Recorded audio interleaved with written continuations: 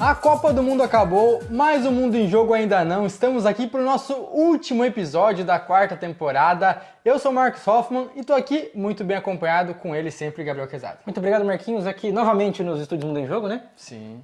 Eu sou o Gabriel Quezada, para você que não prestou atenção no que o Marcos falou há 2 segundos atrás. E nós aqui do Mundo em Jogo, sempre jornalismo verdade, né? Muito imparciais. Imparcialidade. Aqui a gente não gosta de europeus, para começo de conversa. Não. Nós somos contra o colonialismo, a opressão que os europeus fizeram ao longo do tempo na América do Sul. Torcemos muito para nossos irmãos sul-americanos, independente da competição. Sim, não, América Latina sim. E eu, como um bom torcedor de todos os países aqui da América do Sul, gosto muito de Paraguai, Uruguai, Brasil, obviamente, né? Bolívia, Venezuela, enfim.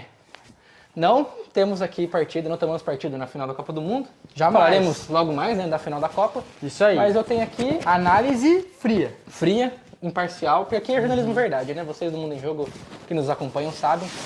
Mas enfim, Marquinhos, algum comentário relacionado aí prévio da Copa do Mundo? De 0 a 10, qual a sua nota para a Copa do Mundo? Copa do Mundo, nota 9. Foi uma 9? grande Copa. Grande Copa, eu concordo. Mas podia ser melhor em alguns aspectos. A gente vai discutir ainda aqui. Podia ser melhor também para o nosso país. Mas na final a gente não vai declarar qual foi a nossa torcida. A gente acha que é melhor manter imparcialidade no jornalismo verdade, né? Que é jornalismo verdade mesmo. E acho que a gente pode começar para falar em jornalismo. Sim. Para começarmos com a grande seleção da Copa do Mundo. É. Alguns nomes polêmicos, né? Então, dá uma boa discussão isso aí, né? A seleção da Copa que já começa no gol com um dos personagens da Copa, o pequeno avó e o vozinho no gol, do Vozinho. Cabo Verde. Eu acho legal. Inclusive, há boatos, hoje estamos gravando aqui Boatos. quase uma semana depois da final da Copa, de que Vozinho estaria fechado com o Colo-Colo do Chile. Olha só. Chile esse que foi colonizado pela Espanha, curiosamente. E Chile esse que tem no seu escudo a foto do Cavani, né? Exatamente, ou o goleiro Alisson, né? Agora o goleiro Alisson é cabeludo também, tem essa questão aí. Mas eu acho que o Vozinho foi mais aqui, agora, novamente. Vai tirar seu traje? Eu vou jornalismo parcial, né? O Batman vai Novamente. tirar a capa? Novamente aqui, mais uma vez, jornalismo parcial. Fiquei muito triste com a derrota da Argentina, como vocês podem perceber. Até assunto sério. Mas acho que foi mais marketing do que qualquer outra coisa, né? O quê? O Vozinho? A eleição do Vozinho então foi, né? Eu mais acho que resenha. eles abraçaram o personagem ali, até porque não teve... Bom, tiveram bons goleiros na Copa, mas não teve um cara assim que roubasse protagonismo, fosse uma unanimidade, que fosse criar uma polêmica ali. Então eles puderam escolher o cara que foi um personagem carismático que ninguém ia criticar.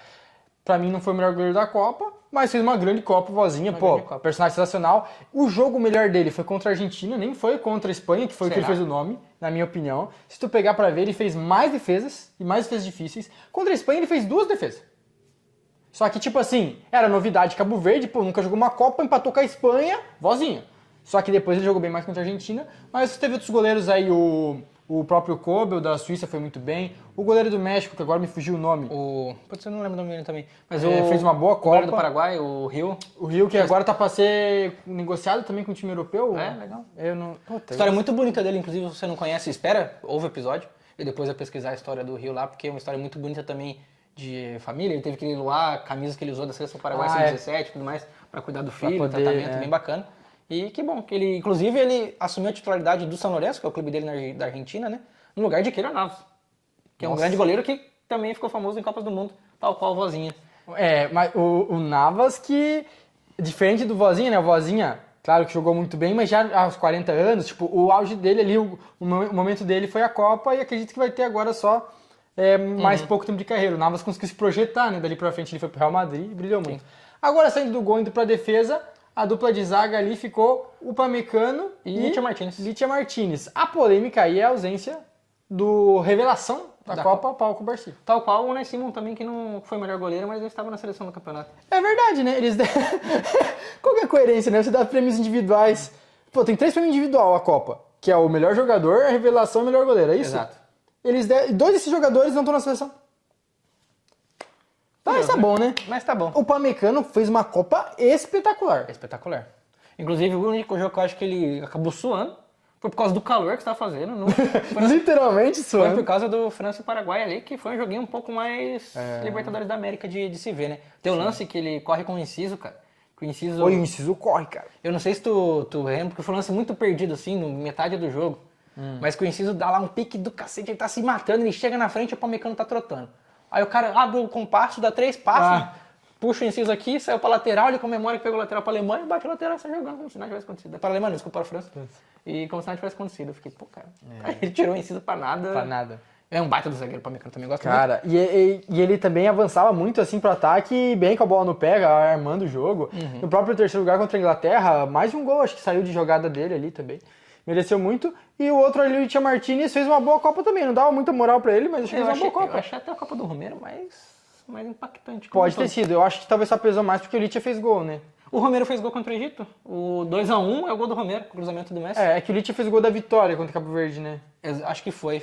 Mas realmente, se for por gol, né? Os dois eram gol. É meio...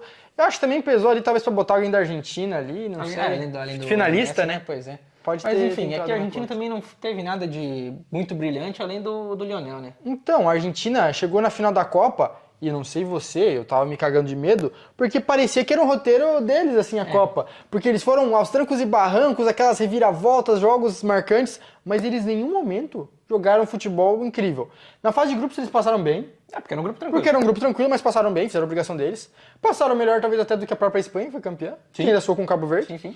Agora, depois a Argentina também se enrolou com o Cabo Verde, né? Mas depois eles não mostraram grandes coisas em nenhum jogo, cara. Tanto que o maior destaque deles foi na semifinal mesmo contra a Inglaterra, quando a Inglaterra meio que abdicou de jogar. Até ali, até o primeiro tempo da semifinal, a Argentina não tinha mostrado um grande futebol, além do Messi. Que é só o Messi.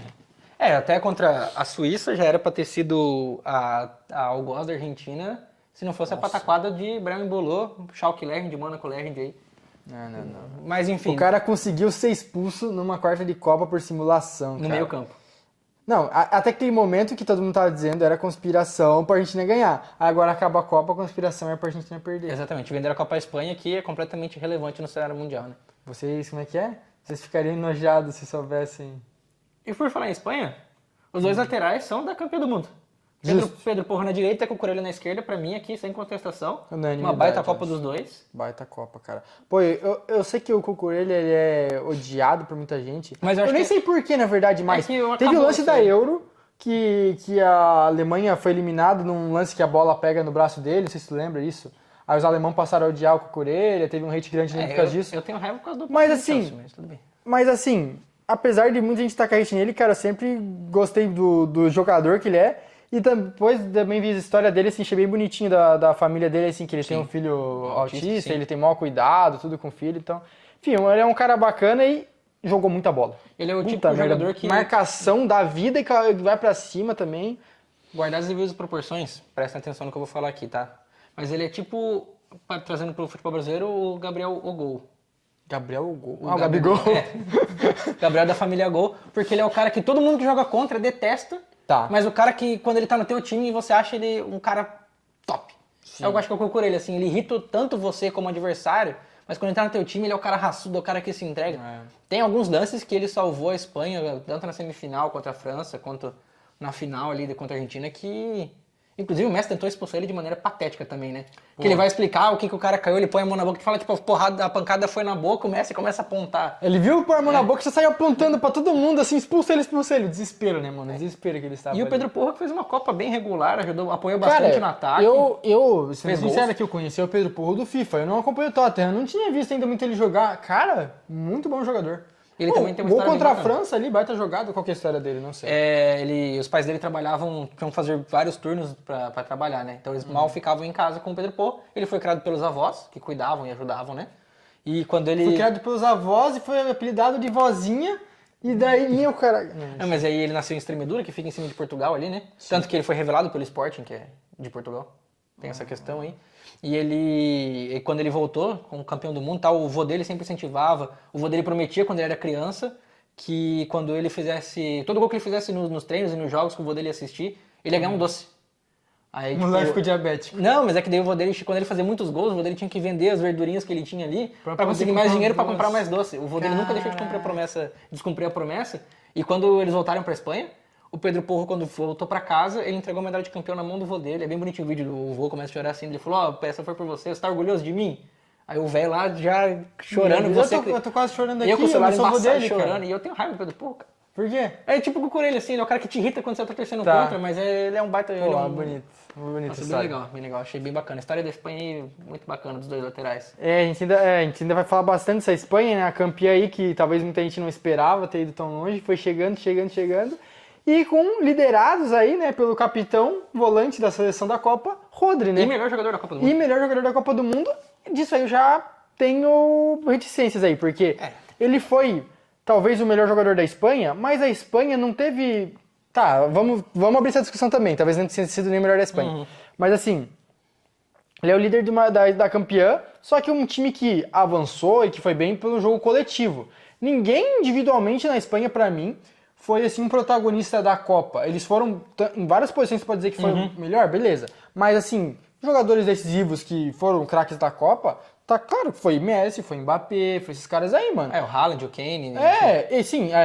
Não incluí eles na discussão porque eles não foram tão longe da Copa, mas com certeza, Haaland e Kane também brilharam muito.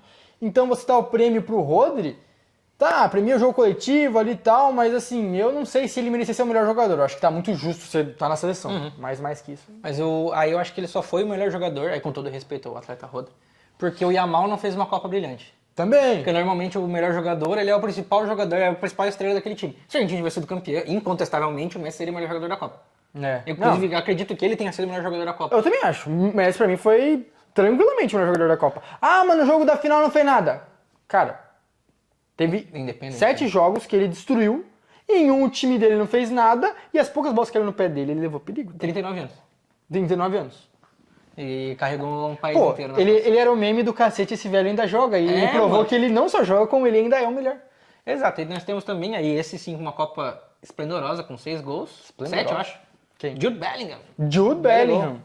Cara, o Bellingham fez Bela uma Copa incrível. Se a gente tá falando aqui do Kane, né, cara, o Bellingham talvez jogou até melhor do que o Kane. Não, nas fases decisivas, sim. Ele foi mais importante pra Inglaterra chegar até onde chegou, em terceiro lugar, semifinal, terceiro lugar, né?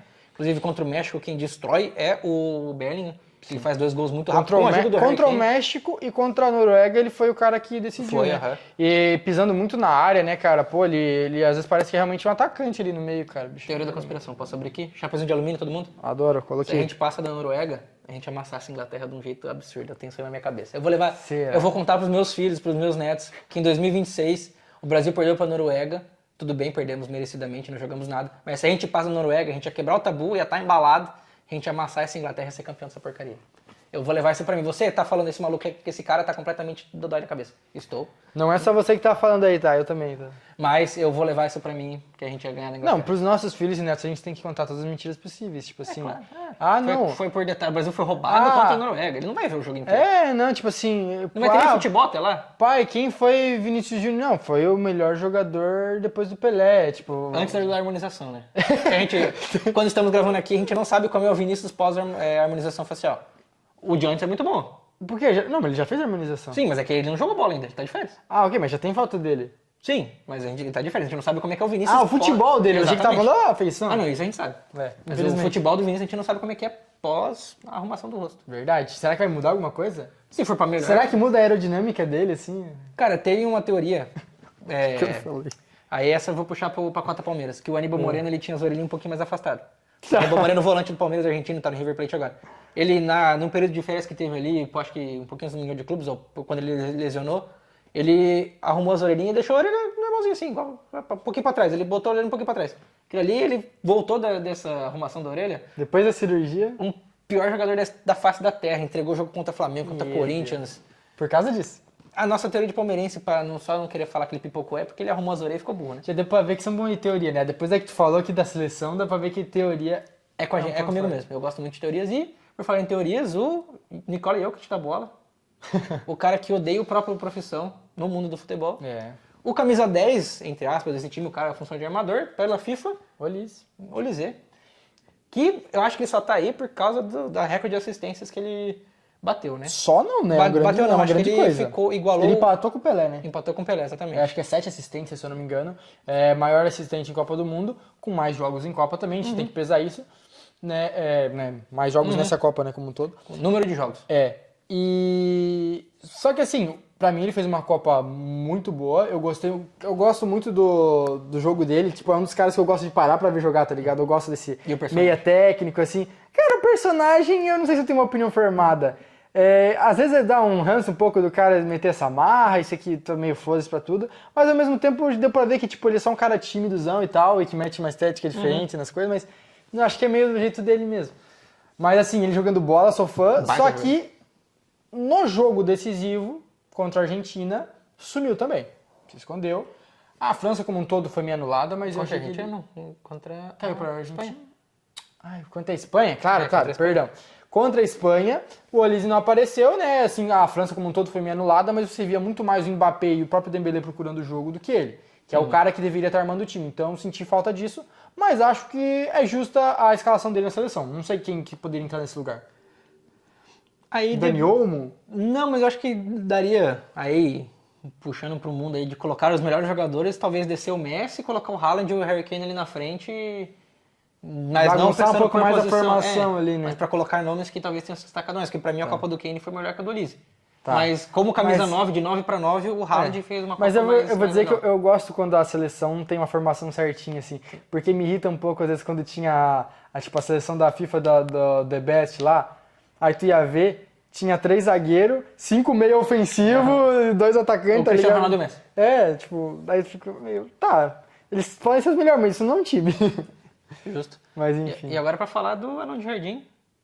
Falar mais dele, né? Ponta direita, o melhor jogador da Copa pra mim aí. Se ele tivesse sido campeão, incontestavelmente. Aí eu acho que compensaram em 2014. Que ele passou longe de ser o melhor jogador da Copa, por mais que tenha feito uma Copa ok. Eu acho que, eu não sei se isso pesou no critério, mas 2014 ele não foi o melhor e ganhou. E agora ele foi o melhor, mas não deram pra ele. Não sei o resultado foi o mesmo, né? Vice nas duas. Vice nas duas e, inclusive, não vendo a cor da bola.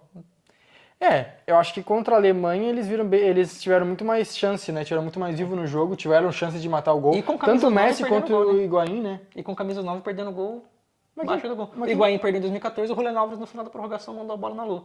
O Julián Álvares não teve uma chance. E ela... Não, foi o Juliano Simeone que... Foi o Simeone? Eu confundi, mas então... Mas aquele gol pra mim não é nem um pouco perdido, cara. Não, eu achei um golzinho bem perdido, assim, com o cara do... Cara... Eu gosto do Simeone, eu acho ele um jogador... Sim, mas é que eu digo, se tu olhar o replay ali, tinha 5 jogadores na frente dele, mais o goleiro. E a bola de primeira, tá ligado? Ele bateu na lua, ele bateu mal. Mas mesmo que fosse no gol, cara, eu acho que não era difícil essa bola entrar. Não consigo botar na conta dele. Acho que o maior erro dele foi não acompanhar na marcação o Ferran Torres no gol. Pode ser. Porque, tu viu, chegou a ver esse lance do gol que ele não acompanha o Ferran? Não tava sabendo disso. Cara, tem os... Depois que dá merda, sempre tem que apontar os culpados, né? Em 98 o Brasil teve o Roberto Carlos arrumando a meia, aquela história. 2006. Desculpa, 2006. 98 foi do vocês ficarem enojados. Tá certo. Que a gente vendeu a Copa pra França. Foi muitas vezes sendo humilhado pela França.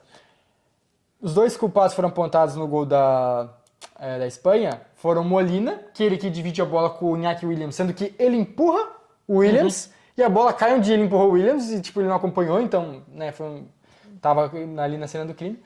E o Ferran ele chega pra bater na entrada da área e teoricamente quem tava com ele era o Simeone, que para no meio do caminho. E ele também meio que ajeita meio, parece com o Roberto Carlos. Só que tem a parada que parece que ele tinha machucado antes, ele já tava sentindo, veio meio mancando, não sei.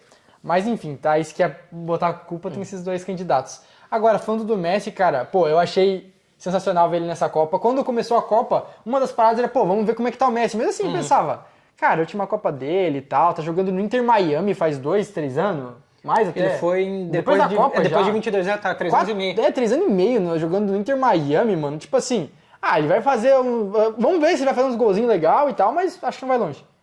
Ele carregou a Argentina, mano, e jogou demais, assim, tipo, encheu o olho. Foi uma das melhores Copas dele. Talvez a melhor Copa dele, com 39 anos, cara. Porque 22 ele tinha um coletivo melhor. Então, 22 o time funcionou muito mais. O Scaloni, talvez, também tem uma certa culpa aí nessa Argentina, com umas teimosias, não sei, dá pra considerar várias coisas. Ele não renovou muito o time, manteve a mesma base que ganhou, e dessa vez não encaixou.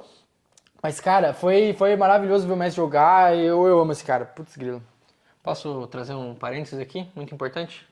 Para encerrarmos o assunto Argentina por enquanto? Vamos. Sabe qual foi o único país que ganhou um jogo de mata-mata da Argentina em tempo normal? É um país da Europa. No passado invadiu o Brasil, não? Não. É a seleção brasileira. Copa América de 2019. Adenor Bach, o Tite, contra o Scaloni, semifinal no Mineirão. Ah, é o Brasil verdade. arregaça a Argentina. Sem o Neymar. Sem Neymar, com gols de Gabriel Jesus e Roberto Firmino, se não estou enganado. O Coutinho também não fez gol naquele jogo? Não, aquela tá confundindo com os eliminatórios. Ah, das eliminatórias, foi 3x0 daí. Mas foi 2x0 semifinal no Mineirão. E daí depois a gente ganha do Peru na final, né? Exatamente, no Maracanã. Foi uma das defesas mais impressionantes que eu vi o Alisson fazendo, porque o Messi dá uma puta de uma castanhada na falta no ângulo, ele dá 3 passos pro lado, bola morreu no chão, ele abraçou e saiu jogando. Eu falei, caralho, Alisson. Fala do Alisson aí, ó. Fala do Alisson aí agora. Eu que sou um grande crítico do Alisson, aquela ali eu falei, caralho, Alisson, calma aí, filho. Depois a gente também vai falar um pouquinho, acho, da nossa seleção, né? Do que pensar pra próxima Copa Dá aí. pra falar, podemos falar. Mas vamos fechar então só a seleção da Copa aqui. Falando de seleção, o nosso algoz, né? É o camisa 9.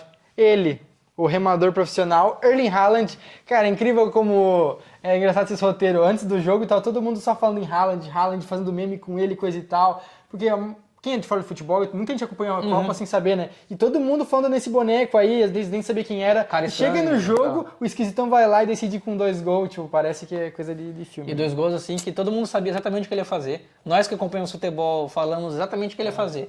Não pode tirar o olho 1 segundo do cara, porque se ele vê uma brecha, ele vai fazer exatamente o que todo mundo sabe que vai fazer. Ele vai filtrar na área, antecipar o zagueiro e fazer um gol de cabeça. Se deixar ele com espaço para pensar, ele pode bater do meio campo, que ele vai botar a bola onde ele quer. Inclusive, se você não viu nosso último episódio, nós falamos muito da seleção brasileira e descascamos todo mundo. Tínhamos um convidado, necessário. nosso estagiário hoje, infelizmente. Estagiário? O Joca é estagiário, né? Tá bom. Nosso convidado especial, João Gabriel, que apareceu em outros vídeos, além desse aí, apareceu em mais um vídeo que fizemos falando sobre as seleções campeãs do mundo. O Joca falou da França. E ele falou muito bem, a gente falou muito de Danilo, seleção brasileira, Tite e CBF. Até preferi palavras de baixo calão. Tirem as crianças. As suas crianças não podem ouvir um trecho específico, você tem que saber qual que é, então escuta o episódio inteiro. Você vai lembrar de mim. Mas cara, o Haaland é um monstro de jogador e fez a diferença, merece estar nesse ataque aí. A gente estava discutindo antes, né? Quem poderia disputar essa vaga com ele, o Kane. Mas ele talvez foi decisivo em um jogo maior, que foi contra o Brasil, né? Sim. Ele eliminou uma seleção campeã do mundo com 2 gols, enquanto o Kane, Contra a o jogo Costa que ele Marfim, mais... tinha feito gol, né?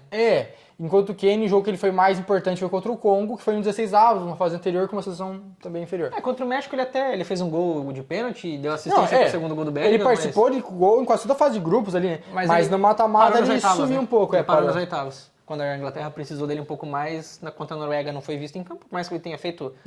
O Kane foi muito louco porque ele é o camisa 9 da Inglaterra, tu não sabe que ele é centroavante. Mas ele é qual? Mas por muito tempo ele tá jogando de camisa 8, segundo volante. Ele baixa muito. Ele abaixa muito, dá um lançamento pro ponta, volta. Parênteses aqui. Você viu a análise, o comentário do ex-jogador Miller sobre Harry Kane? O Miller do São Paulo, Palmeiras? Isso. Eu vi coisas, mas não lembro o que ele falou. Eu lembro de ver um absurdo que ele falou. Eu vou até dar uma pausa aqui no podcast. Com a palavra agora o ex-atacante Miller falando sobre Harry Kane. Para ele ser considerado craque ou fenômeno que seja, ele tem que ter 3 coisas. Ele tem que ser forte, ele tem que ser rápido, ele tem que ser técnico. O Harry Kane, ele é forte e não é rápido e um pouco técnico, porque ele finaliza bem. Uma coisa que eu acho legal nele é que ele não sai da área. Ele não se mete a besta de ir no meio campo e fazer a tabela tal do 1-2. Ele se posiciona bem. Ele é jogador de área. Ele usa a sua força para o seu benefício. E isso é que ele tira vantagem do adversário. Basicamente é isso. Ele falou que Harry Kane é um jogador que é bom porque ele não sai da área, ele não volta pro meio. Sendo que a única característica principal que ele é conhecido é ser um atacante que sai da área e volta pro meio. Isso me deixou indignado. Eu acho que ele tava falando do Harry Kane pensando no Haaland, velho. Cara, ele pensou em qualquer um menos o Kane. Eu acho que ele tava pensando no Haaland. Eu acho que ele só realmente não assiste os jogos, cara. Porque Também pra mim, existe o Miller essa fala opção. muita besteira. Com todo respeito. Nenhum respeito, na verdade, cara. Eu acho que fala muita besteira. Ao atleta, ok. O atleta ao comentarista... é um baita atleta aí, pô, da história da seleção e tudo. Mas como comentarista, podia fazer como o Romário sugeriu ao Pelé. Colocar um... Romário, pequena crítica à nossa política, Romário que ele é o senador que menos dias ficou no Senado na história do Brasil, né? Isso é só meme ou estatística? É um meme. Tá. É meme, Mas nenhuma mas não informação. seria um absurdo, porque realmente Porque você o vê ele Romário tá no em todo futebol, lugar. na praia, na Casa TV, Na balada. falando em todos os programas aí sobre a Copa, e não se sabe um projeto que ele aprovou até hoje, né? Inclusive o Romário para terminar de falar do Romário que estava na CPI contra as bets, lá daquela patotada lá do John Textor, com o Cajuru e afins. Nossa. Ele propagando contra a bets, mas quando ele comprou a América do Rio de Janeiro, grande América do Rio de Janeiro, inclusive, ele assinou um contrato com quem? Superbet. Mas... Ei, que nem aquele vídeo do Romário falando... Tu já viu do Fred na GTV falando com ele? Aí eles falam falando de frases polêmicas, ele falou, não, porque uma vez você disse que você era Deus e não sei o quê. Ele falou, não, eu não falei que era Deus, eu falei outra frase. Aí eles botam lá, contando o react ao vivo dele falando, eu que sou Deus nessa porra. Aí, tipo, ele fica lá com uma cara assim de... foda. Mas assim, o Romário é um grande personagem, gosto muito do jogador Romário. Não, pô, mas o personagem incrível, como jogador também, eu sou fã. Agora, como pessoa... Ele parece ser um grande bobalhão. Com perdão aí, crianças, não repitam isso em casa. Já pode? Que horas são? Tá podendo falar? 9h33. Acho que tá liberado, né? No limite, mas... Eu diria bobalhão, eu já acho. Então, Romário, você é o bobo. Beleza. Enfim, para encerrarmos... Falta um jogador, falamos aí de Messi e Haaland. E Kylian Mbappé, o ditador, Cara, que não gosta de ser chamado ditador. Teve isso? Porque assim, parênteses para falarmos de bastidores da França. Tá. O pessoal na França chamava ele do cara do Congo lá, no Congo belga, que depois que o Congo fica independente da Bélgica. Do ditador do Isso, Congo, né? ficavam chamando ele pelo primeiro nome do cara. Não, então, os próprios jogadores da França... Sim, exatamente. Tinha um meme interno deles de chamar o cara de Por causa ditador. desse meme do Kylian ditador da internet que surgiu. Muito bom, inclusive, eu dou muita risada, porque é engraçado. Bandeirão no estádio com ele de ditador, Aí ele falou disso aí, que ele postaram uma foto em alguma página na gringa lá. Ele falou, please don't do this anymore. Traduzindo, por favor, não façam mais isso. Porque acho que ele não gostou da faixa no Instagram. Enquanto tava na internet, eu acho que ele tava meio ignorando. Agora você é um momento, talvez, ignorante aqui também. Eu vi isso aí, mas eu achei que era meme, tipo, dele dizendo que ele era um ditador, dizendo, não façam mais isso. Realmente é um print real, que ele realmente respondeu? Posso ter propagado fake news no jornalismo verdade do Mundo em Jogo, então. Olha só. Mas ele tem cara de quem não curte muito a brincadeira. Tipo, também acho. Quando tá na França lá, ele fica meio, tipo, dá um sorrisinho amarelo. Mas tipo, é incrível como ele tem uma postura de que realmente tá mandando nos outros e como várias coisas parece que giram ao redor dele, né, cara? Isso é engraçado. Mas assim, ele é esse fenomenal jogador. A Copa do Mundo dele palhaçado assim, palhaçado. Brincando de coisa de falar pros filhos e pros netos, cara, pô, ele vai ser um cara que a gente tem que falar que viu jogar, mano. Em Copa do Mundo, cara... É bizarro. Você não tem... deixa eu traçar um paralelo, assim, de um cara que começou tão cedo indo tão bem e se manteve em várias Copas fazendo tantos gols, cara. Tipo... Não que ele seja desse nível necessariamente, mas comparar com o Pelé, mano, o cara com 17 anos foi campeão, né, estreando. Fazendo gol no final. Porque o Pelé nunca, né, isso ninguém vai repetir, talvez, de fazer hat-trick em final com 17 anos e tudo mais. Ele foi campeão com 18 e fez hat-trick até o final. Mas o Mbappé foi campeão com 18, na final seguinte fez hat-trick, pegou aí já grandes campanhas com a França, já é campeão, e agora tá brigando pra ser o maior artilheiro. Na verdade, ele já é, né? Sim, ele passou passou o Messi no disputa terceiro lugar, e hoje o maior artilheiro de todas as Copas é o Mbappé. Com 22 gols. E vai demorar muito pra alguém passar ele, porque ele ainda vai ter mais umas 3 copinhas pelo menos, e vai chegar nos 30 gols, tá? 30 gols em Copas ele faz. Na próxima ele já faz 8. Dependendo de como a França, 2000, ele vai estar com 20. Não sei, cara. Acredito eu, posso estar errado. Ele pode fazer 10 gols, como pode fazer 3, a gente não sabe, cara. A Copa é imprevisível. Posso estar errado. Mas se eu não me engano, ele tem 25 para 26 anos. Na outra não, Copa ele tem 27. 27, então ele vai estar com 31 na outra Copa. 31, ele vai estar tranquilaço, assim. Se só tiver uma coisa que eu espero que não aconteça, nunca torcerei para a lesão de ninguém, mas se ele tiver uma lesão grave muito perto da próxima Copa, nunca se talvez ele não performe tão bem, mas eu acredito que ele pega 30... A depender do quanto ele aguentar, talvez eu não me surpreenderia com um 40, tá? Vai saber. Deixa eu acho... só pra pegar minha coca. Eu ia falar que o próximo é o Haaland, né? O cara que vai bater de frente com ele em artilheiros de Copa, né? Fala aí, que eu quero vai rebater. Vai ter debate? Vai ter debate, Tá. Fala aí. Posso continuar aqui? Pode. E o cara que eu acho que vai poder brigar com ele é o Erling. Já fez 7 gols em uma Copa, né? 7 gols em uma Copa. Mas, cara... Com a tendência de ir para mais que a geração da Noruega. É a melhor geração norueguesa da história, né? Mas, justamente, é a melhor geração norueguesa da história. E as próximas? Eu acho que a Noruega não vai ser uma equipe que vai estar batendo longe em Copa. Eu acho que não vai ter jogos suficientes para chegar perto. Pô, é que ele fez 8 gols em 6 jogos, né, cara? E quanto um monte de gato Ilhas Faroé da vida que vai ter na próxima Copa aí... Ele que é artilheiro de time pequeno na Inglaterra. O complicado é isso, né? Se ele pega um time pequeno, ele amassa. Ele não então, ele não quer nem saber. Quando a gente fica zoando, a gente... Aí, aqui diretamente de Joinville e Santa Catarina, nós torcedores de outros times da Inglaterra, eu como grande torcedor do West Ham e hater dos times grandes, nós não gostamos do Haaland porque ele é o artilheiro dos caras de Sunday League, né? Os jogos padeiro. Se pega qualquer timinho menor, ele é massa, ele não quer... FA Cup contra o time da 8ª divisão, o Haaland vai fazer 80 gols em você, ele não tá nem aí. E ele vai comer os 80 gols na sua cara e fazer você sentir a pior pessoa do mundo. Porque ele tá certo. E ele é psicopata da bola, justamente por isso que... Eu sou hater do Haaland no sentido de... Ele não é esse craque que todo mundo fala que ele é, mas esse bicho faz muito gol. Cara, é que ele assim... é psicopata da bola na hora Eu concordo, gol, tipo assim...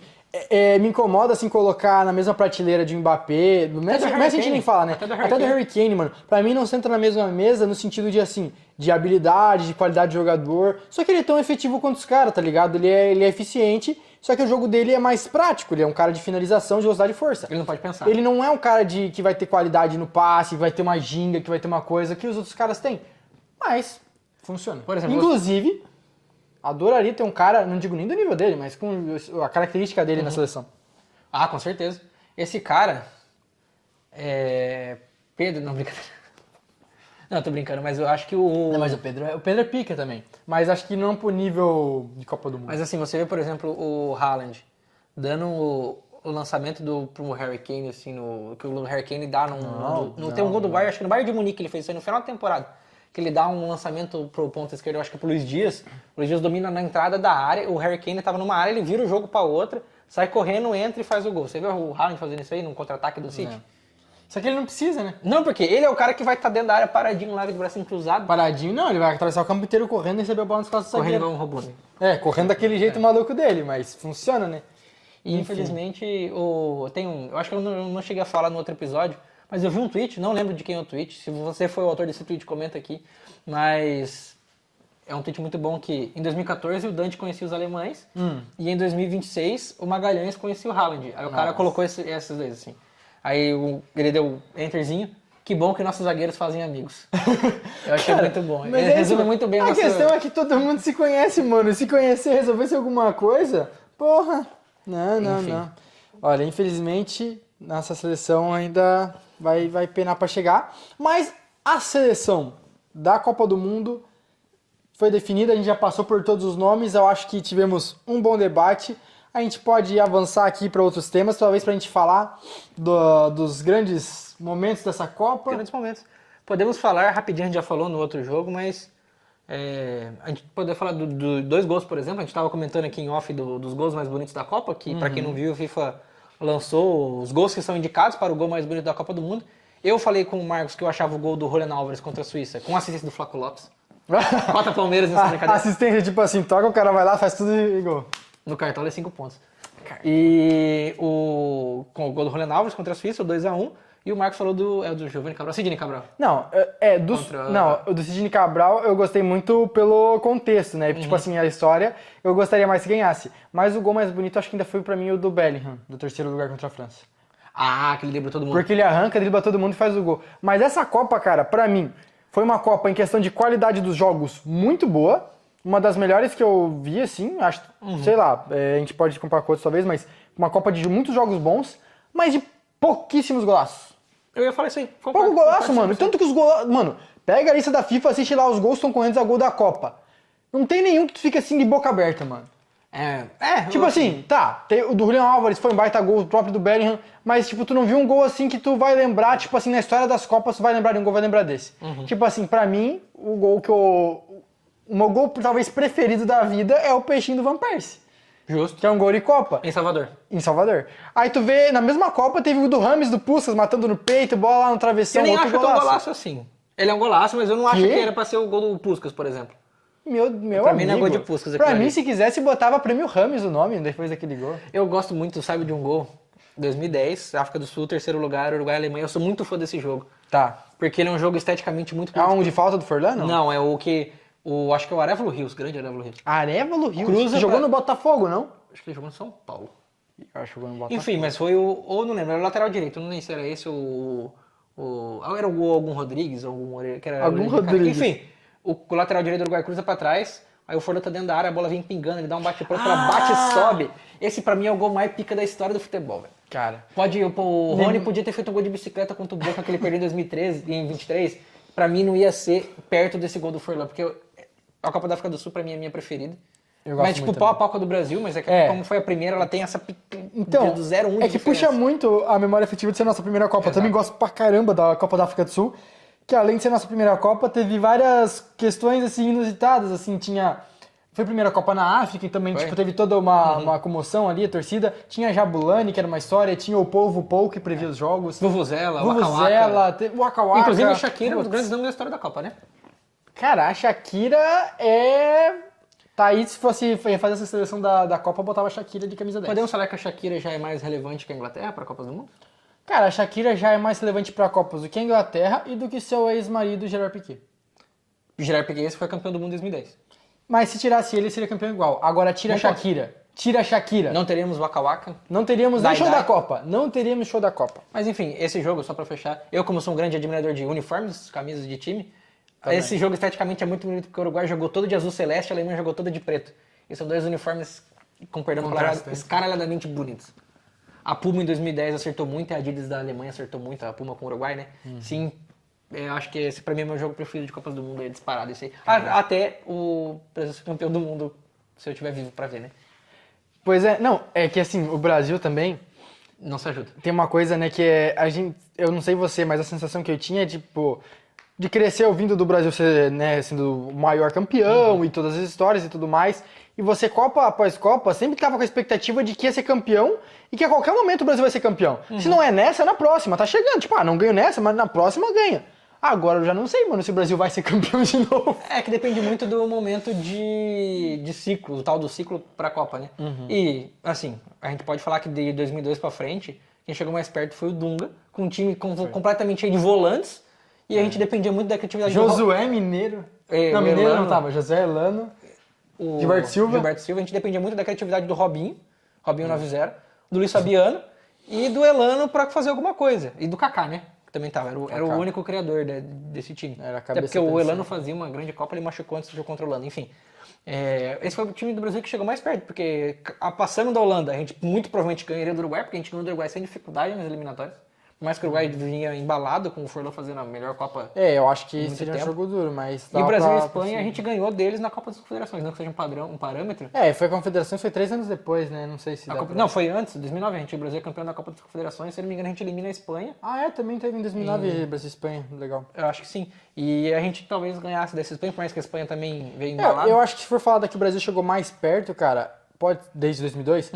2010 com certeza tem que estar na discussão, mas eu acho que talvez, cara... 22 pra mim, 22, cara, não sei, foi a eliminação que eu mais senti, assim, e 22, a gente foi eliminado, foi a eliminação, talvez com, não sei se faz sentido falar, com menos deméritos do Brasil. Sim, mas 7x1 parte foi a que mais marcou pra gente. Machucou. Porque contra a Bélgica, a gente ficou tipo, duas cagadas e o Brasil perdeu muito gol.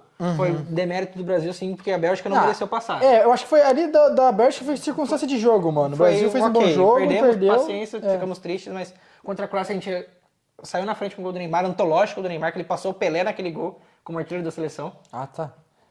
Passou o Pelé com aquele gol do fiquei meio... Calma, ele passou o Pelé como artilheiro da seleção segundo a FIFA, né? Porque o Pelé tem bem mais gol que não conta, né? Mas, o Pelé acho que tem 75, o Neymar fez os 76 naquele dia. E que eles excluem da conta, o Pelé poderia ter 90 e tantos gols. Mas enfim, aí o Neymar passou, foi um gol importante na prorrogação, uma Copa que o Brasil fez uma eliminatória impecável.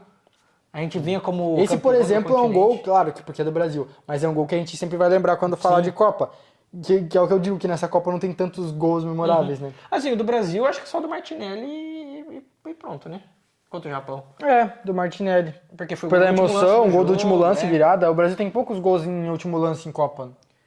Tem, eu não lembro de muitos. Tem, gols antológicos em 2014, teve o do Davi contra a Colômbia. Verdade. Golaço. Tem o do...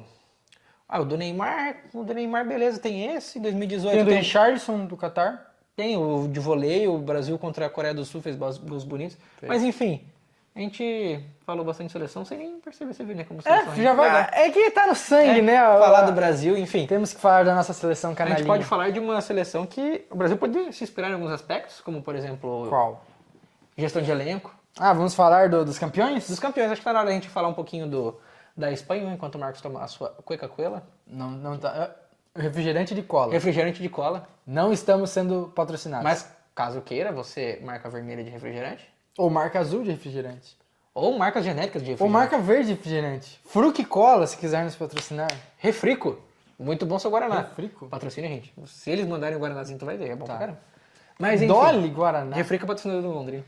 Max Framboesa. Nem, a empresa é Max só, né? Mas eu gosto de framboesa. Enfim, falarmos da Espanha, que a gente estava conversando em off aqui, que é a seleção que não... Talvez tem estrelas, tem jogadores conhecidos como o Yamal, o Dani Olmo, o Rodri, enfim, era uma seleção com estrelas, mas que foi chegando quietinha, só vai perceber que a Espanha estava na Copa ainda, na semifinal contra a França, que era a seleção badalada. Quem come quieto, come sempre, né? Eles foram indo. Bora. Cara, a Espanha não fez uma campanha tão diferente da que foi campeã também em 2010. Muitos jogos ganhando no detalhe, é 1-0, é 2-1, placares pequenos. A gente fala da seleção da posse de bola, do controle, mas eles ganham quase sempre por placares mínimos porque eles conseguem ter uma consistência grande, uma defesa segura que não se expõe muito. E, cara, mesmo sem dar um show, eles foram avançando. Na semifinal, quando, cara, todo mundo sabia que ia ser um jogo grande, jogo pegado. A Espanha sendo o algoz da França aí, né? Em últimas Euros, Nations, tudo. Mas pra mim a França era a favorita pela campanha que vinha fazendo. E a Espanha não tomou conhecimento nenhum da França, passou com tranquilidade e contra a Argentina foi mais fácil ainda. Sim. O grande espetáculo da Espanha foi esse. Não foi fazer um jogo talvez tão plástico assim enfim, de golaços ou de jogadas incríveis, mas foi eles conseguir controlar e envolver os adversários mais difíceis como se fosse nada, como se fosse simples. Foi um suco de tic-tac, assim, um suco de Vicente Del Bosque, Barcelona do Guardiola, o futebol total do Cruyff, Fernando Diniz e afins, né? Mas, tô brincando. O cara lançou um Fernando Diniz como se ninguém fosse. Mas a gente viu a França e a Espanha passaram sem tomar conhecimento de seus adversários até elas se enfrentarem. Sim. A França jogando em ritmo de treino, mas com uma intensidade muito louca. A França taca, chuta, o Mbappé pega a bola, vai daqui mesmo. A Espanha é o tic-tac, a França é o taca-taca. Exatamente. É boa analogia, Marcos. E a Espanha aqui tá, e quando o jogo você tá... Quando você já tá meio distraído, que eles ficam fazendo a mesma coisa, do nada alguém acha um passe, e a momento toca pro meio, gol do Oyarzabal. 1-0 para a Espanha, acabou. Inclusive, cara, antes do jogo eu tava falando com o pai, tinha certeza que a Espanha ia ser campeã com o gol do Oyarzabal ou do Merino, que sempre acaba eles, são uns caras meio low profile, assim, decidindo. Contra No Portugal fim foi outro low profile, mas veio do banco. Contra Portugal foi o Merino que fez o gol, contra a Bélgica foi o Oyarzabal, se não me engano, fez o primeiro ou o segundo gol. Mas o Merino também decidiu contra a Bélgica. Ele fez um gol contra a Bélgica também? Ele nos 2 jogos. Então, o Oyarzabal fez o terceiro contra a Áustria, eu estou confundindo. Acho que Eu acredito que esse tenha sido o último gol dele na Copa. Eu acho que ele fez o primeiro contra a Bélgica. Ele fez alguns gols nessa Copa. Sim, fez, mas o primeiro contra a Bélgica acho que foi dele. Mas enfim, a Espanha, ela vem quietinha, ela vai te cansando e você não vai nem percebendo que você tá cansado. Aí quando eles aceleram um pouquinho o ritmo pra falar, tá bom, vamos fazer o gol, vamos galera, vamos, demorou. Quando você não aguenta, você vai sair, o Yamal já tá pegando a bola do gol, já tá botando no meu campo, você vai voltar.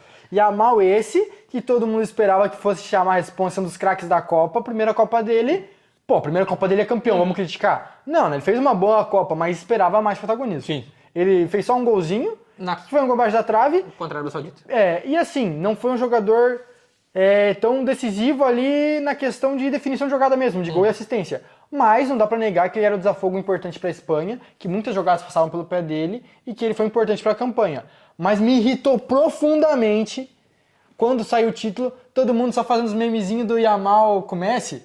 Porque, tipo, o Yamal dando banho no Messi. Por causa da foto, baita história, sensacional. Só que muito meme só falando do Yamal contra o Messi. Yamal humilhando o Messi, Yamal e o Messi. Sendo que o Yamal não fez nada na final. O Tagliafico fez ele de gato e sapato a final ligado? inteira. O Tagliafico, e daí tu vai falar do Yamal, mano. Pô, quer falar da seleção? Fala do Fernando Torres, fez gol, fala do Rodri, fala do Pau Cubarsí. Pra mim, o craque da final foi o Pau Cubarsí. Jogou muito bem. Cara... Ele fez um gol pra Espanha quando ele salvou o cruzamento que quase fez um gol contra. Então, mano, ele salvou uma bola muito difícil que seria o empate da Argentina. Qualquer zagueiro aqui no Brasil teria feito gol contra. Do Vasco, então? O Cuesta já fez 2 esse ano, só devia 3. O Robert Renan tinha feito de letra ainda. Não, o Robert Renan não faz gol contra. Não? Ele entrega o gol, mas contra quem faz é o Cuesta, ele só entendi. Mas agora, falando sério, o Cubarsí, além de ter salvado um lance decisivo, a Espanha foi pouco exposta no jogo. Sim. Mas com a bola no pé, mano, ele era o cara que mais dava passe pra frente. Ele é o cara que mais criava jogada de perigo, era o zagueiro, mano. O zagueiro que parece que é um 10, cara. E 19 anos, tá? Se a gente falou do Mbappé que tem mais 6 Copas, o Cubarsí tem mais 6. Pelo menos. Brinca, né? Depender do condicionamento físico dele ao longo do tempo. Mas essa geração da Espanha é muito boa e, agora trazendo um pouquinho pra gente falar de Brasil, é uma... eu vou te cortar, já que você vai puxar outro assunto, só pra falar da Espanha. Uma curiosidade que me impressionou. a Espanha foi a campeã com o técnico mais velho de uma Copa do Mundo, acredita? Luis de la Fuente é o técnico mais velho. Ele tem 65. 65. Não parece tão velho. Não. E eu não acreditava que não tinha nenhum técnico com mais de 65. Mas ele é vovô garoto, né, cara? Porque eu vi um vídeo depois, ele na academia. Partinha, né? É, aqui tá com a regatinha, assim, né? Regatinha não, mas a camisa mais apertadinha da academia, aqui tá fazendo um bíceps. Treinando costas, na verdade. Assim, vovô garoto. E Mas, pô, em tantas Copas não teve um com mais 65 campeão, Posso cara. estar enganado, mas eu acho que ele passou o Vicente Del Bosque, que foi campeão em 2010, tá? Pode ter sido. Que Porque parecia muito mais velho. É, o Vicente Del Só Bosque que já é tiozão é mais do velho, o tiozão já mais acabadaço, Porque assim, o né? Scaloni é novo, o Deschamps devia ter seus 50 e pouquinhos ali em O 2018. Filipão era mais novo quando foi campeão. O Filipão era mais novo quando foi Ainda campeão. tinha cabelos, tinha o bigode. Cara, por que o Filipão tirou o bigode, cara? Acho que foi isso que... Ele botou de novo agora o bigode ou não? Não lembro, acho que não. Mas, pô, medonhice o Filipão sem bigode, cara. Filipão, volta com o bigode. Mas eu amo esse velho, Filipão, eu te amo.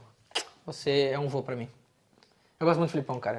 O 7x1 à parte, é que ele me Eu traumatizou. gosto, mas o Eu gosto muito do velho, 7x1 mano. o 7x1 mancha muito pra mim. É que ele não tem... Mas eu gosto que do daí Filipão vem também. Quatro Palmeiras nisso aí, porque Não, tudo bem, eu amo tudo muito bem. esse velhinho, cara. E assim, o 7x1, claro que ele é um grande culpado, mas o time levar 7 gols em campo não dá pra dizer que é só o treinador. É que foi todo um contexto pra dar uma cagada muito grande, mas volto agora, já que estamos falando de seleção brasileira, tem a final olímpica de Tóquio 2020, Sim. que dos jogadores do Brasil que foram para a Copa depois, apenas Matheus Cunha, né?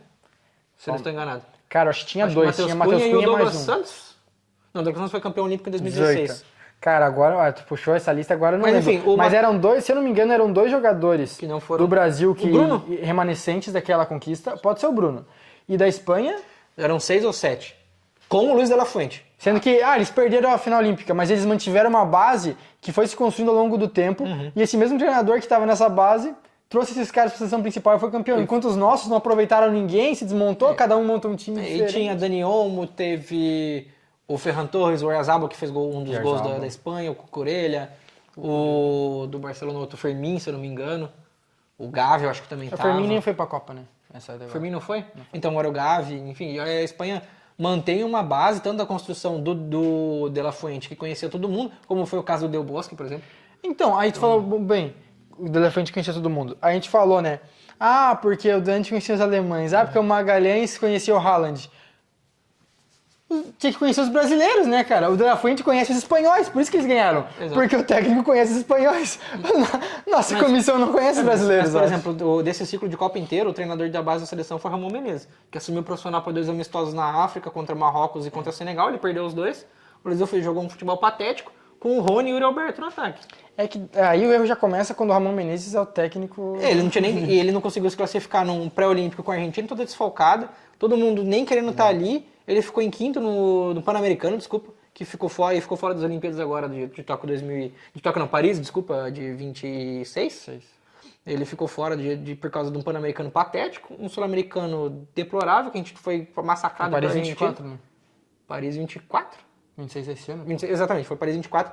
Ele tem um ciclo olímpico do Ramon Menezes péssimo, a CBF manteve, colocou ele como treinador do profissional, viu que ele é um treinador horroroso, demitiram ele do profissional, devolveram pra base, continua uma porcaria. E o André Jardine, que daí foi o campeão olímpico em 2020, né? Que fez uma carreira muito boa na América, talvez se fosse repatriado pra CBF, agora não dá com o velho, né? Mas como auxiliar do Ancelotti, que é um cara que tem um pouquinho mais de conhecimento de futebol de base, consegue aproveitar, entender, Primeiro trabalhar tem com que os ter uma jogadores. ideia, claro, do que querem fazer com a base, né, e tudo mais, né? Tem muita coisa pra gente mudar. Mas e pensando assim pra próxima Copa, que perspectiva você vê pra seleção brasileira? O que você enxerga disso aí? Tem que ver o que o Ancelotti e a CBF estão planejando pro Brasil. Porque manter jogadores que eu acredito que estão no ciclo... Eu sei um cara um pouco radical, depois eu vou trazer essa teoria. Mas caras como Lucas Paquetá, que pra mim é um bom jogador, mas que Não dá mais. não fede nem cheiro na seleção. Caras um pouco mais jovens, né? O Magalhães, o Marquinhos, pra mim, por mais que ainda tenha essa liderança, pra mim, não fede nem cheiro. O Alisson daria pra ser convocado como um terceiro goleiro, pra ir passando bastão para outros goleiros mais novos que ele. E aqui no Brasil, eu puxo o Hugo Souza, que tem um pouco mais de experiência na seleção, por mais que ele seja do Corinthians, eu não acho ele tão bom assim. E o Carlos Miguel do Palmeiras, acho que são esses dois caras que vão estar mais prontos. Tem goleiros melhores, só que um pouco mais velhos, que talvez não acompanhem o ciclo todo. Como o caso do Jardim no Vasco. Ele também no Vasco também não está na melhor fase do mundo e ele também não está ajudando. Mas tem dois goleiros do Coxa, o Morisco e o Pedro Rangel, bons goleiros. O Otávio, goleiro do Cruzeiro, também De goleiros a gente tá bem servido, Eu falta acho as que laterais de nosso maior problema, sabe? perspectiva da escalação, da convocação, ele é difícil de projetar, porque 4 anos é muita coisa, muda muita coisa em 4 anos. De um ano pro outro já muda, tipo assim, o cara que hoje ninguém conhece, daqui a pouco é o pica. Quantos caras que foram convocados pra 26 que a gente não fazia ideia quem era até 25? Cara, o Igor Thiago pipocou na seleção, o Ryan, ninguém não esperava, tava lá na seleção do nada, tá ligado? Então, assim, acho que as peças ainda vão mudar muito. Pode ser que talvez o craque da Copa de 30 do Brasil, talvez ainda nem tenha estreado no profissional. Porque falta tempo ainda. Então a gente tem que torcer pra que venha uma safra boa, né? Mas com os caras que tem, a gente tem que conseguir fazer mais. Sabe o que agora falando um pouco da minha teoria radical, eu sou um cara um pouco mais chato com... Um pouco Você é mais um cara chato. Ponto. Eu sou um das pessoas chatas. Existente, sim. Mas eu sou um cara um pouco mais imediatista com questão de trazer, tentar resgatar a galera pra gente. O plano pra mim do Ancelotti seria um intervalo de 2 anos pensando em Copa América. Tá. Que daí o Brasil pra voltar a ser campeão, pra tirar essa zica, voltar a ser campeão e pegar ali quem vai ter até 30 na próxima Copa. Baixou no Excel, eliminou 30 a mais em 2030, tchau, querido. Não vai jogar. Não tem nenhum 30 a mais? Não. Sabe que isso é etarismo, né? Não, é tipo, trabalhar com jogadores e fechar o elenco. Chegar assim, o Ancelotti tinha que meter o louco, chegar no Samir e falar, e no Rodrigo Caetano, né? Vou pegar esse aqui, meu grupo. Eu tenho esses 26 aqui, eu vou testar eles até a Copa América. Quem der errado, eu tiro e testo o resto pra Copa. Quem der certo, fica. Porque daí o pessoal se conhece, joga. Cara, faz sentido o que você tá falando e assim... Criar um grupo, sabe? Eu acho que era importante o Brasil criar uma identidade clara de jogo, uma coesão assim de quem é o elenco. Claro, uma peça ou outra você pode ir adicionando, porque tu tem opção de convocação, mas tu tem que ter uma base clara. O que me incomodou foi isso, mano. A gente chegou na Copa sem ter escalação definida, mano. A gente chegou na Copa testando na estreia o Igor Thiago, que não sabia ainda que era o centroavante. Aí no segundo jogo veio com o Matheus Cunha, mudou o meio campo. Claro, a gente, ele teve pouco tempo, né? A gente tem que pesar isso. Mas, pô, ele já estava ali há alguns meses, já tinha feito mais de 10 jogos. Ele tinha que chegar pro torneio mais importante do mundo tendo uma ideia clara, mano. Ele não pode chegar ali tendo que testar time. E nem dependendo do Estevão pra fazer alguma coisa. Porque o Estevão era o principal nome da seleção com o Ancelotti. Muita gente esquece disso. E ele machucou um pouco antes da Copa ali contra o Chelsea. Ele tentou fazer um tratamento um pouco menos invasivo pra tentar jogar meio no sacrifício. Mas não dá pra ficar dependendo só do Estevão. Porque a gente vai virar um país muito... A gente vai virar... O Estevão, com as devidas proporções, vai ser o nosso Neymar 2.0. A bola no Estevão, deixa ele resolve. E não pode seguir nessa linha, cara. Só ver a Espanha, cara. A gente não precisa copiar o modelo de jogo da Espanha. Mas foi uma seleção que ganhou, tendo o craque individual ali, que seria o Yamal, nem se destacando tanto. Mas eles ganharam porque o jogo coletivo deles era bom. A gente não pode ficar escorando em alguém. E assim, com todo respeito aos nossos jogadores um pouco mais consagrados aí. Marquinhos, o maior jogador da história do Paris Saint-Germain, posso falar isso aí sem muita dificuldade. Maior jogador da história do Paris Saint-Germain, com certeza. Capitão dos principais títulos do País. Paris. Ele foi capitão das 2 Champions dos caras, né? Mas é que eu digo, o maior jogador... Ele tá desde 2014 no Paris, tá 12 anos lá. Pegou todas as transições do país de time rico mais pipoqueiro, time rico e semi-meio pipoqueiro e time rico e campeão. Ele tava em todos. Ele é a figurinha carimbada em todas as fotos de pôster. Tu vê que a única coisa em comum era o time rico, né? Tá. E o Marquinhos, por exemplo, é um cara que daria até pra aproveitar nesse ciclo de Copa América pra tentar dar uma despedida um pouco mais digna pra esses caras que ainda tem uma idade mais ou menos. Cara, que chegariam pra outra Copa eu mais acho que o Marquinhos pode ser útil ainda pra seleção. Mas o que tu falou, sou contra, dar uma despedida digna. Cara, eu acho que a seleção não tem que dar nada pra ninguém. Eu acho que os caras que tem que dar pra seleção. Eu concordo. Tá ligado? Tipo, a gente não tem que fazer nada por ele. Se o cara, mas ele tem uma história legal, mas não sei o que. Cara, ele não ganhou nada com o Brasil de relevante. Se ele não é mais o melhor zagueiro, não precisa convocar. Não, eu concordo. Mas acho que ele ainda tem nível pra se manter sendo uma opção da seleção. Mas nem que seja ali o Ancelotti normalmente convoca 5 zagueiros, né?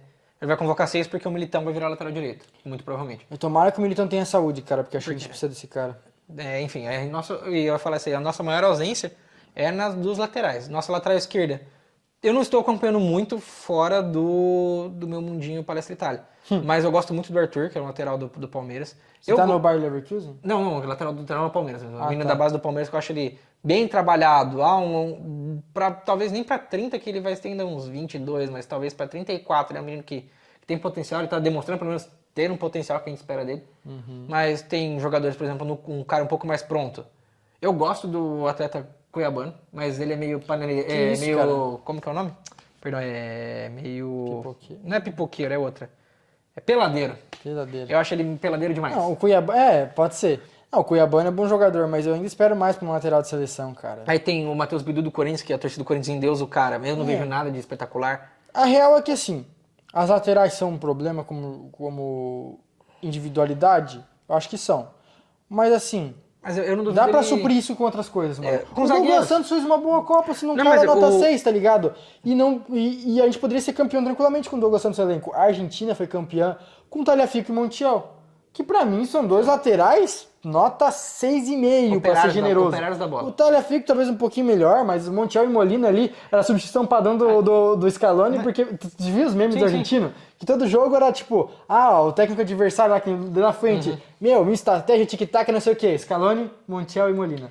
Por quê? Na minha teoria, ele sabia que era o ponto fraco do time, era os caras mais ruins, então ele pensava, pelo menos eu não vou deixar um ruim cansado. Bom ponto. Então eu vou deixar meio tempo cada um, que assim eu vou ter um cara ruim, mas descansado pra correr. E o nosso problema da seleção, talvez, para suprir isso de lateral, seria improvisar os zagueiros. A gente tem o Beraldo, que eu não sou fã do Beraldo. Quem Cara, me eu gosto, conhece mas sabe. o Beraldo ele tá jogando de volante, né? Volante? Volante? No PSG ele joga de volante só. E o Luiz Henrique falou que veio ele nessa posição. E ele tá indo bem, cara? É? Bom, é que eu sou um grande hater do atleta Lucas Beraldo. Não é pessoal, tá, Beraldo, caso você esteja vendo isso aqui. O Beraldo vai ouvir, tá? Vai? Eu mandei pra irmã dele. O irmão do Beraldo. Então, senhora irmã do Beraldo, não é nada contra o seu irmão, pessoa. O CPF do Beraldo, nada contra, nem conheço. O CNPJ. Mas o CNPJ Lucas Beraldo LTDA MEI, para receber o salário do PSG, sou contra muito o atleta Beraldo, eu não gosto dele. Mas ele provavelmente seria uma solução para a lateral esquerda no protocolo puta que pariu. Não tem, precisamos de um canhoto. Protocolo pra que Um canhoto que já tenha jogado fora da zaga, porque o Bremer é canhoto, mas... O Bremer é canhoto? O Bremer é canhoto, só que é Acho que é zagueiro, dessa. né? Tá. Enfim, joga ele lá e o Militão na mas direita. a gente tá discutindo bastante na questão de defesa, mas eu acho que o ataque a gente tem muita peça. É questão de encaixe. O ataque sim. O meio eu acho que é um problema, tá? Talvez maior do que a defesa. Maior do que lateral, do que coisa, porque lateral pra mim não é a posição mais determinante no jogo. Pra mim o meio campo é.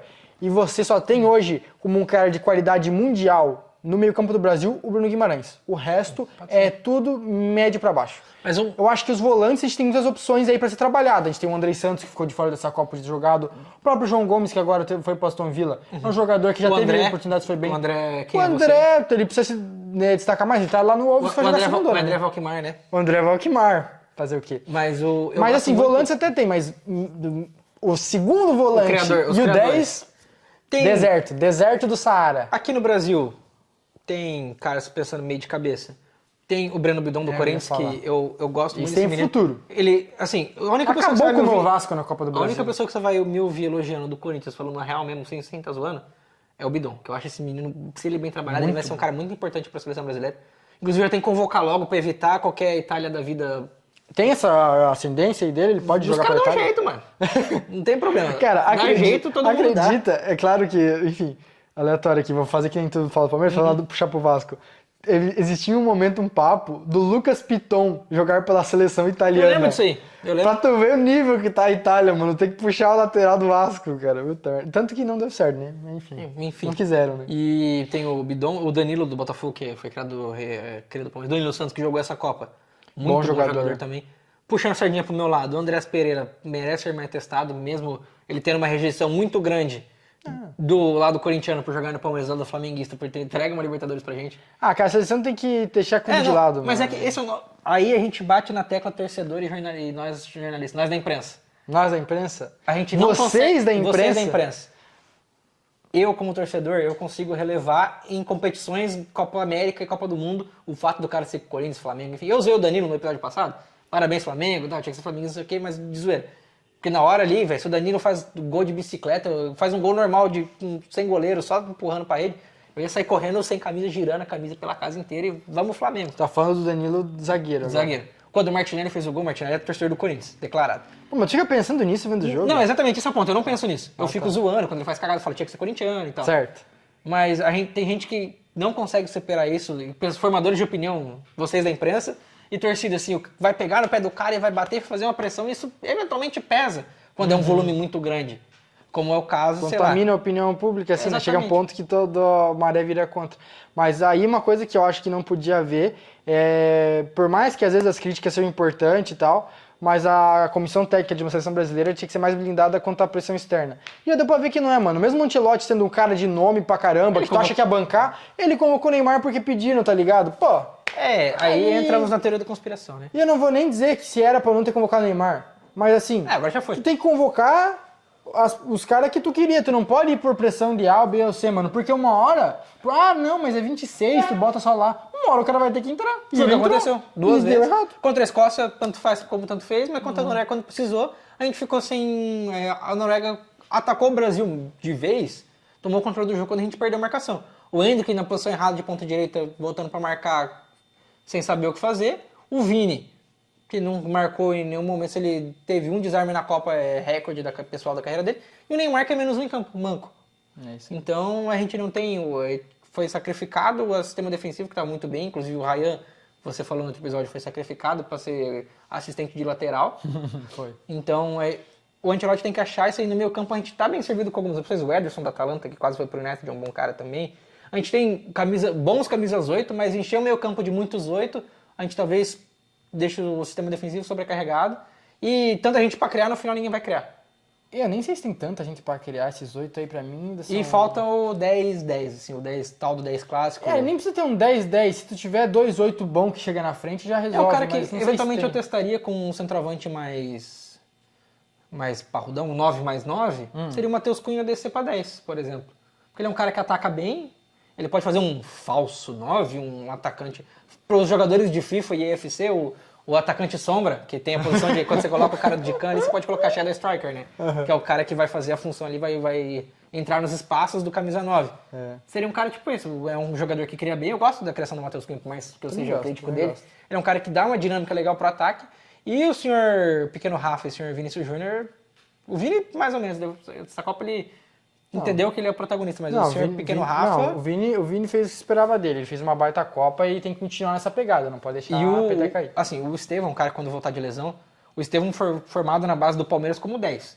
Ele só virou ponta direita porque o 10 do Palmeiras era o Veiga, que não tinha como tirar porque era o Veiga no melhor momento dele no Palmeiras, fazendo gol pra cacete, dando assistência pra caramba. E aí o Estevão foi puxado pra direita porque o Estevão tinha que jogar, porque o Estevão é um cara muito bom jogador. Então, agora tá na hora de talvez testar ele como 10, né? Porque só que se nem no clube testam isso, né? Mas é porque daí tem o Palmer, que é o franchise player do Chelsea, com perdão do inglês, se necessário. Gostei. Obrigado. Mas, porra, assim, é uma baita ideia, tá? A gente puxar o Estevão pro meio por ele já ter essa formação. Ele é um cara que tem qualidade perfeita pra isso. Acho que talvez seu caminho de seleção passaria por ter um cara novo no meio que poderia ser o Estevão. E o Ancelotti testou ele fazendo essa dinâmica dele, do Rafinha e do Vini trocando, fazendo essa dinâmica que a gente comentou até no nosso primeiro episódio. Troca bonito. Essa mudança de posição e ninguém é de ninguém. Um negócio meio louco assim. Talvez rendesse com esses 4 que o Ancelotti quer colocar no ataque, esse 4-2-4 idiotice que ele imagina. Com Cunha, Vini, Estevão e Rafinha, por exemplo.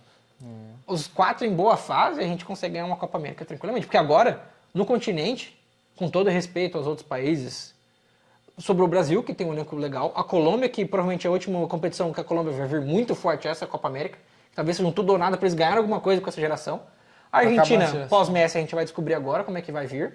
E acho que vai ser um baque também. O Uruguai tá largado as traças, o Paraguai... O Uruguai tá em situação de barril, né? Então, o Uruguai tá largado as traças. Que tristeza. Os caras têm que apelar para Agustín Canóbio. Mano, tipo assim, além deles ter os problemas ali com a comissão e tudo mais, e a Copa ter deixado a desejar, você vê que não tem renovação nenhuma, tipo, não é nem culpa deles, não tem jogador, mano, pra chamar. Então, assim... Tipo, tu vê mais opções, talvez, num Equador, numa Colômbia, que no Uruguai, também é interessante, bem colocado. O Equador, eu acho que é um cara que... A próxima Copa América, em teoria, a gente pode até engatar o outro assunto para falarmos de United States of America, mas a próxima Copa América, que se eu não me engano é 2028, ela estava prevista, um dos países sede que se candidataram era o Equador.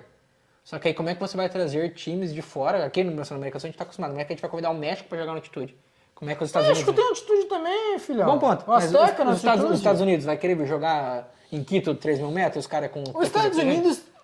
Enfim, a gente tem que convidar as seleções para fechar grupo, né? Mas... em teoria, para ser a Copa América seria no Equador, pensando aqui na América do Sul como sede. Só que os Estados Unidos é a única coisa que rende dinheiro para a Conmebol, e essa aproximação muito de Alejandro Domingues, que é o presidente da Conmebol, com Infantino e essa ligação muito louca do Infantino com o Trump, inevitavelmente a próxima Copa América também será nos Estados Unidos, como foi essa última que fizemos cobertura, inclusive. Eles tiveram a última Copa América, tiveram a Copa do Mundo, vão ter as Olimpíadas e se deixar vão ter a próxima Copa América.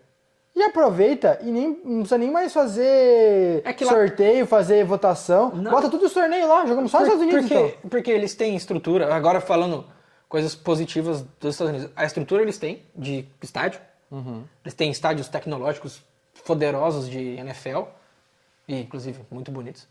Tem rede hoteleira, porque os Estados Unidos é um país que tem essa coisa de ser turístico, então as cidades grandes têm rede hoteleira, Los Angeles, Nova York, Boston, Filadélfia, enfim. Tem capacidade e nível de segurança para oferecer... Não, eles conseguem atender perfeitamente o evento. Só que aí a gente vai monopolizar em Estados Unidos, França e Alemanha, por exemplo, que são os países fora dos Estados Unidos. Para começar, que é um país que China, por mais que tenha mudado isso, cada vez mais aderido ao futebol, mas é um país que não tem tradição de cultura futebolística. Eles ficam muito aquém de qualquer outro país da América do Sul. E daí a gente ficar trazendo tudo para lá e tirando do continente que é o principal da Copa América. Em 2034, lobby à parte, que a gente sabe como foi, não podemos provar nada, mas nós supomos, voz da nossa cabeça, sem acusação nenhuma, tá, Excelência, que a Copa da Arábia Saudita tem por trás, né? Mas, enfim, é um país que consegue, com o dinheiro infinito do petróleo... Petrodólares. Sediar uma Copa do Mundo. Outro país na Ásia que conseguiria fazer isso seria a China, que é grande em território, é um país extremamente organizado e que tem uma cultura futebolística mais ou menos do mesmo nível da Arábia Saudita. Assim, o pessoal sabe o que é futebol, entende a regra, gosta do Manchester United e bola pra frente. Porque o Japão, por exemplo, não tem capacidade para receber uma Copa do Mundo com 64 seleções. Com 64 não. Porque se eu falo, já receberam. Mas eles já tiveram que dividir com a Coreia para fazer com 32. Para fazer com 64, eu tenho que fazer uma Copa do Sudeste Asiático inteiro. Então, aí daria para fazer alguma coisa com Austrália e Nova Zelândia. Daí daria para dividir legal, mas 48. Porque daí joga em Auckland uns joguinhos aqui e faz o resto na Austrália. Só que daí vai monopolizar Canberra, Sydney, sei lá, Cambridge, que tem uma cidade chamada Cambridge na Austrália. Que eu lembro só por causa do time. Mas enfim, nós temos aí... o Cambridge United. Não, esse é da Inglaterra. Tá, droga. Mas é que... Tá. Enfim, mas a gente tá começando a ficar limitado pelo número de 64 seleções, que é o que a gente vai ter em 2030, para a Copa do Mundo, tipo, vai começar a ficar limitado os espaços e inevitavelmente o presidente dos Estados Unidos, que for na época, porque o Trump vai sair agora, né? Porque ele já tá no... Bom, ele pode ser presidente novo no próximo, mas inevitavelmente vai ter Copas nos Estados Unidos novamente. E para encerrar, mas posso elogiar os Estados Unidos agora, uma coisa... Eu, CPF, Gabriel Quezada. Fique à vontade. Tem uma coisa que eu acho que eu sei que é completamente idiota e não faz sentido nenhum eu, como brasileiro aqui na minha América do Sul, quintalzinho dos norte-americanos, gostar. Mas depois que eles cantam o hino, sempre passa um jato muito louco, assim, eu fico, cara, que foda. Eu sou muito fã desse momento específico de esportes de eventos nos Estados Unidos. Eu gosto muito. Tu gosta de ver o jatinho? Gosto. Porque aqui no Brasil tem a Esquadrilha da Fumaça na Fórmula 1, né? Interlagos. Eu acho muito legal. Sempre que você que está vendo a gente aí, das Forças Armadas, você que sabe que vai ter um evento grande no Brasil, principalmente você da Força Aérea com a Esquadrilha da Fumaça, passa com os tucanos, por favor, eu acho muito legal. Agrade um morador de Joinville, Santa Catarina.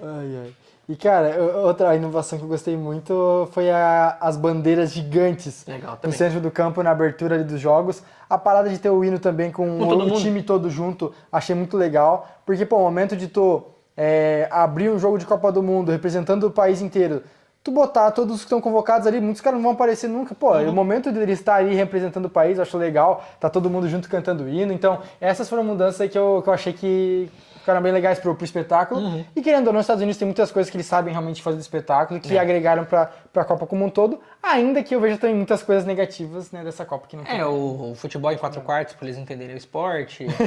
Que daí, obviamente, é comercial, tá, gente? Vocês que estão achando que é só pros caras se hidratarem, não. Tem a questão esportiva, por causa do calor que fez nos Estados Unidos, sim, ok. Inclusive, quando tá um calor de 35 graus, você tá jogando em estádio descoberto, você tem que parar pra tomar água, senão você vai desmaiar no campo. Sim. Mas no estádio climatizado a 22 graus, você não precisa de cooling break. Não. Obviamente comercial, né? Com certeza. E foi dividido em 4 quartos pro jogo ficar um pouco mais dinâmico, porque o americano não gosta de futebol, justamente porque demora muito. Eles estão acostumados com jogos menores. Os caras são de parte. preguiçosos até pra assistir esporte, cara. Meu Deus do céu. Um negócio que Momento de é xenofobia. totalmente o contrário da preguiça, do sedentarismo. É. Eles têm preguiça de fazer porque é muito longo. Não, não é nem preguiça de praticar, tem preguiça É, de de olhar assistir, os outros exatamente. praticar, cara. Que nem Deus Pai. E assim, também tem a grande ponto negativo dessa Copa, que pra mim foi uma Copa muito legal, esportivamente falando, foi uma Copa de um nível altíssimo, vários jogos equilibrados, a gente já falou bastante ao longo dessa temporada. Tivemos aí as questões políticas, né, que no nosso mundo em jogo a gente sempre fala como se entrelaça futebol e política, tava o tempo todo presente, né? Foi uma das Copas com mais polêmicas e mais questões políticas na história recente. Talvez a Copa com mais influência política desde a Copa na Itália de Mussolini. Porque Eu a gente diria via... Argentina em 78. É, verdade. A Argentina em 78 também foi forte isso, né?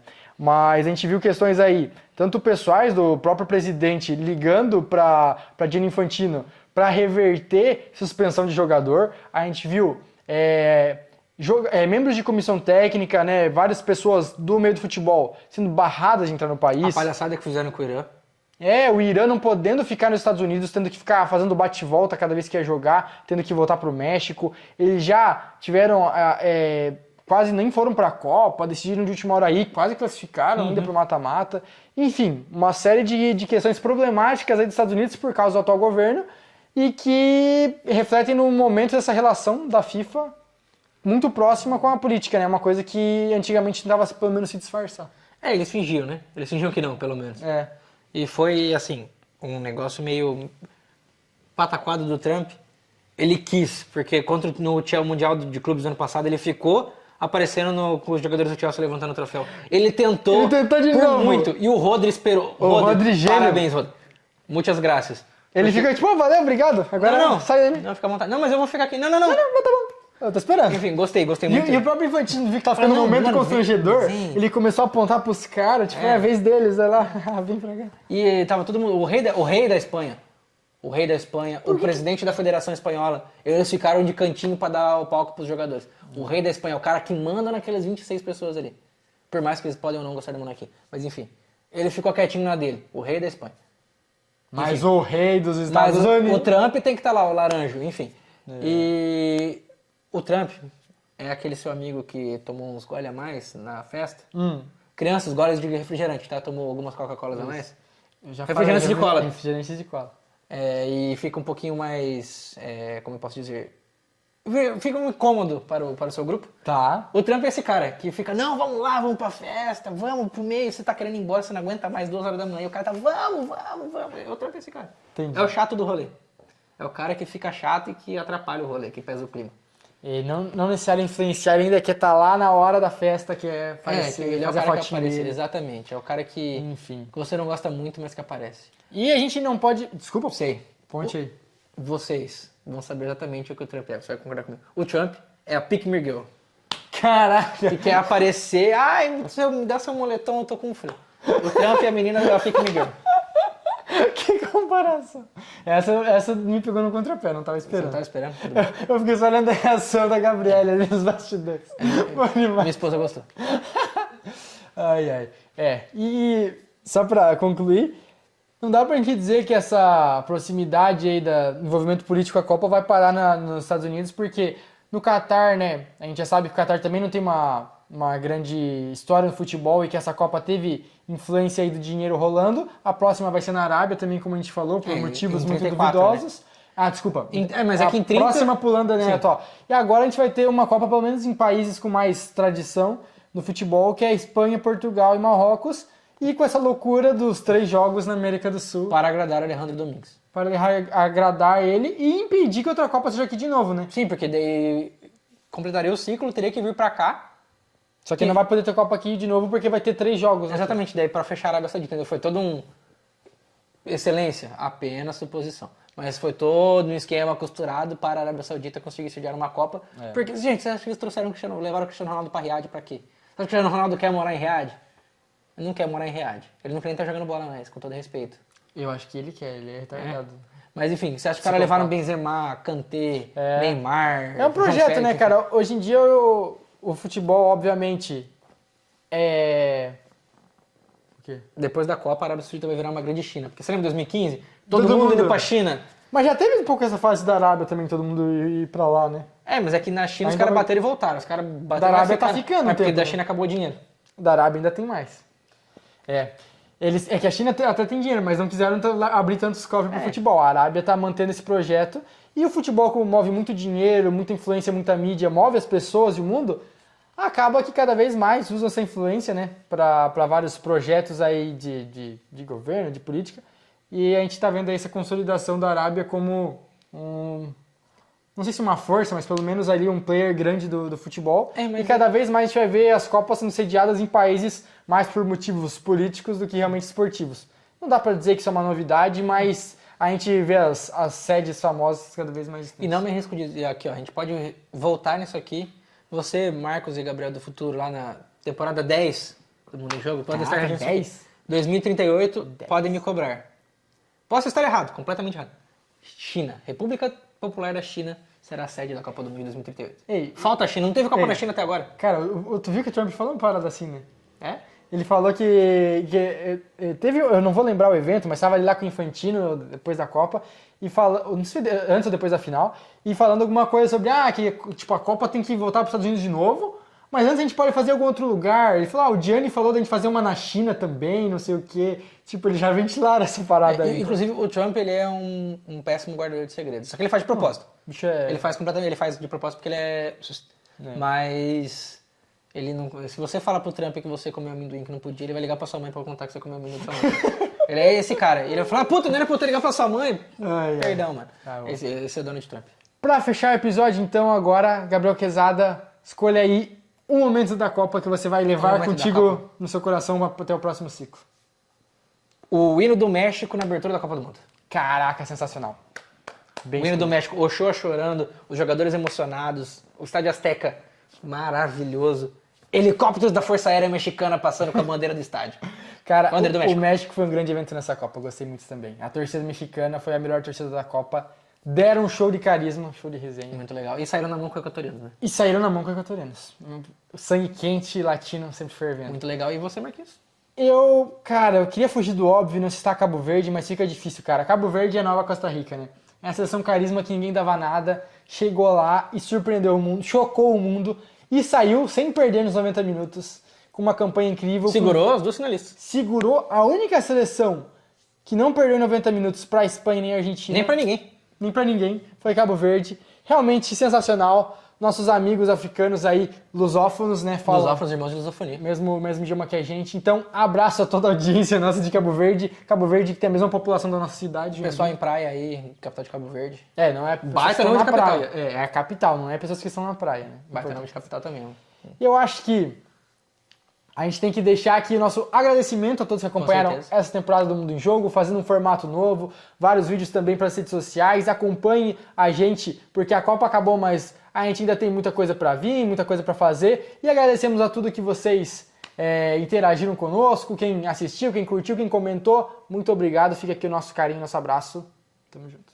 É isso aí, muito obrigado, pessoal. Acompanhem, fiquem de olho aí, porque podem vir novidades. Nosso estagiário gosta muito de aparecer nos vídeos. Olha só. Pode usar mais Joãozinho. Sim. Joaquim da galera. Enfim, foi muito legal essa temporada, a Copa do Mundo muito maneira. Faltou o Hexa, a gente veio muito aqui, triste fim de Policarpo Quaresma. Ufanistas querendo muito a vitória do Brasil. Mas 2034 tá aí, galera. Aguardem 2034, porque... 30 não? 30 já é nossa, né? Que isso, cara? Essa é a minha punchline do episódio aí. 30 já é nossa. Sem certeza? Pode comprar carne aí, pode programar o Pix da carne pra 2030, filho. Ai, meu Deus. Tá de boa, tá em casa. Vamos ver. Em Madrid, tá? Santiago Bernaleste. Olha só. A Gaviões da Fiel vai invadir o Santiago Bernaleste. Santiago Bernaleste. Quem viver, verá. Então é isso aí. Fechando a Copa, fechando a temporada. E, cadê ela? Tá faltando uma coisa.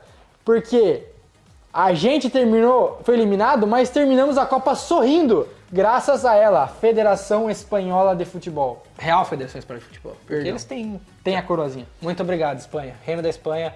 Felipe, muito obrigado, rei. Tamo junto. Ferran Torres, você mora aqui, ó. Ferran Torres, você é um cidadão honorário de Joinville. E você é bem-vindo no Saguaçu, Ferran Torres. Você é bem-vindo no nosso bairro.